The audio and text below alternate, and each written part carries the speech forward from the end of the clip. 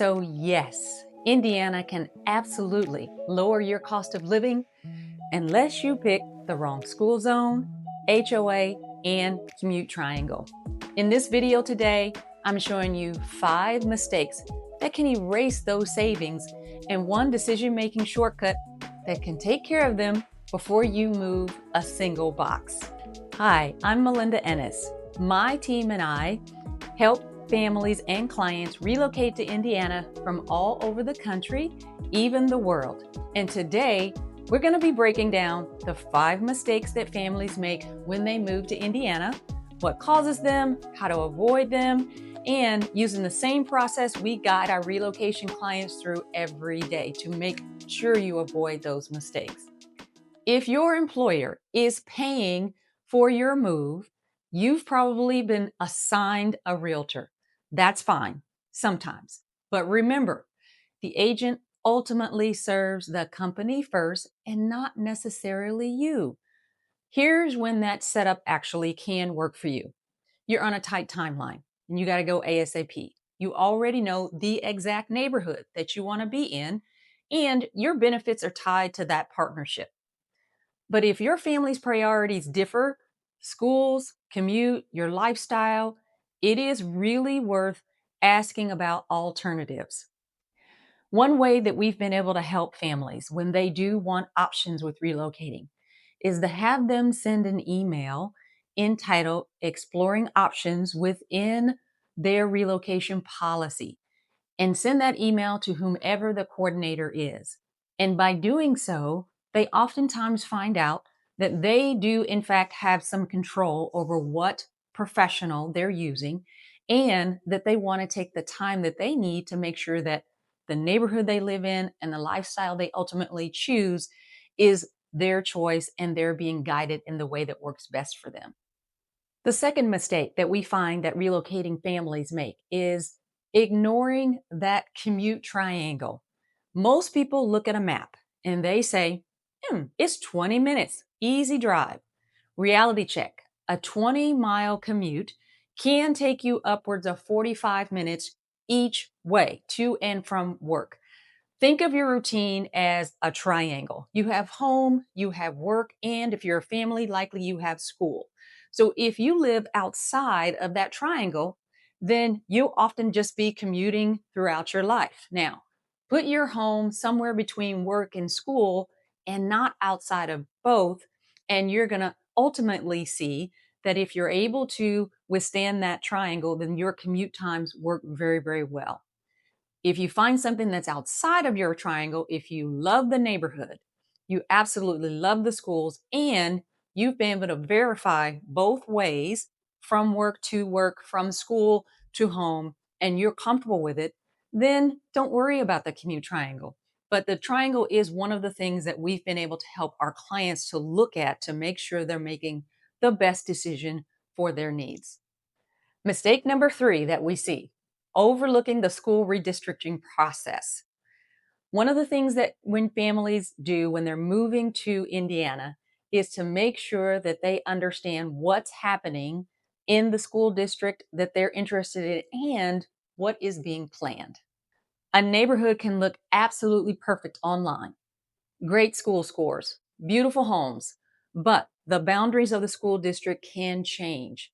So one of the things I always recommend that you do is ask the school district if they have a 5-year facilities plan and what those boundary proposals may look like. And if they can't share that with you, then assume at some point changes will come. One example that we ran into, one of our clients bought a house in Hamilton County, specifically for the elementary school. We again advised them to check to make sure that there was no upcoming construction projects, and we knew that there were. 2 years later, new schools opened, boundaries shifted slightly, but they were ultimately prepared because they'd already mapped out their options. They knew it was coming. They were not caught off guard.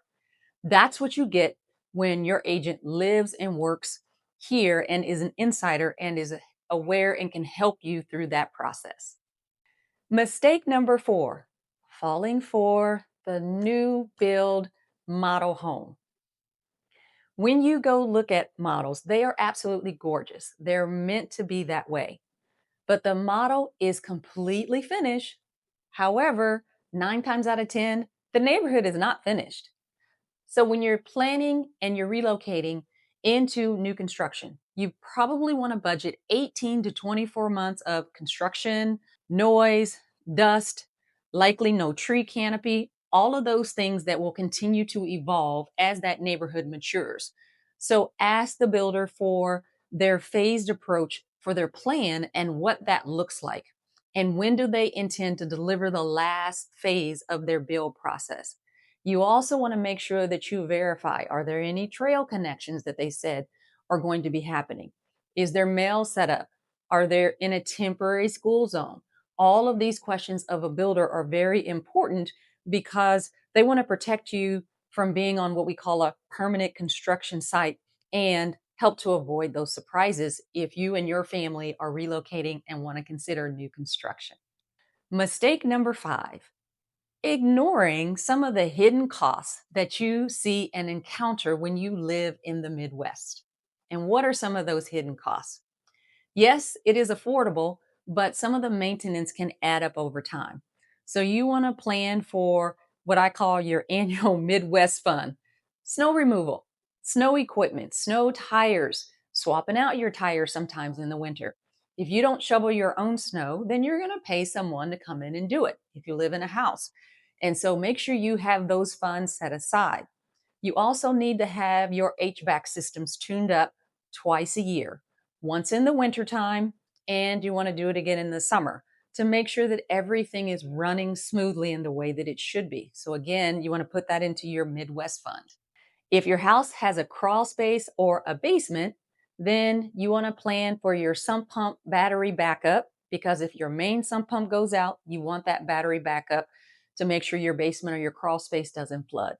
Leaf and gutter management. That's another issue that you want to put into your fund, because beautiful trees make lots of leaves, is one of the things that I've always said. And they are beautiful, but you want to put into your budget to make sure that you're cleaning those gutters out on a regular basis and that you're trimming the trees and keeping them off of the roof canopy to preserve your roof. So, those are some things that you want to think about in your Midwest fund that you might not have considered when you're thinking, I'm moving to this lower cost area. I had a family relocating from California, and they came to us focused on space and quiet. They really loved this new build development, which was 40 minutes north of where they were going to be working ultimately. We had them to actually do a 48-hour sort of scouting sprint, living their real routine before they bought. So, what did that look like? We wanted them to drive that distance each day, where they were going to be going to work, where they were going to school, as we talked about for that triangle. And after 2 days of doing that long commute and a few nearby amenities, they really decided they wanted to pivot and they wanted to go to Westfield and have a few more walkable streets. And that gave them a 10-minute commute to their community rather than having a 40-minute commute. Now, they tell me that what they actually see are their neighbors, they're home for dinner because they don't have that long commute time. And really, that's the power of testing out your ultimate commute before you buy. Sometimes we like to advise clients that think about the errands that you do. What do you do outside of work? Is it within a 10-minute drive, or are you going to be looking at a 20 or a 30-minute drive? And for families that might have kids that are in activities, making sure that you understand how to minimize that time and space travel, not space travel, but that time and distance and duration from where you're going, is going to be very important for you. Over the years, when I've helped relocating families and even families locally, we've tried to simplify the process for them with what we call my 3 filter framework. Think of it as your routine, your radius, and of course, resale. From a routine standpoint, test out that daily loop: school, work, activities, the things that you're going to be doing. Your radius: draw a 10-minute circle for groceries, going to work out, going to have coffee, things that you're going to do on a regular basis. And then the third R, that resale. So ask yourself, who's going to buy this home after you? Resale, resale, resale is always super important. And if it passes all three of those filters, then more than likely you are in the right place and it's going to be great for you overall. Avoid these 5 mistakes and you'll relocate to Indiana with clarity, confidence, and little to no regret. One of the things that you can do is reach out to our team and we can share with you our relocation decision matrix that is very helpful for relocating families. It gives you the exact spreadsheet that my team uses to really compare neighborhoods by that commute triangle, school stability, and some ultimate hidden costs. My team and I would love to be your agent of choice. You can find my contact information in the description below to book a call with me. And don't forget to like this video and subscribe to my channel. Let me know in the comments section what you'd like to see next. Thanks so much for hanging out with me today, and I'll catch you in the next video.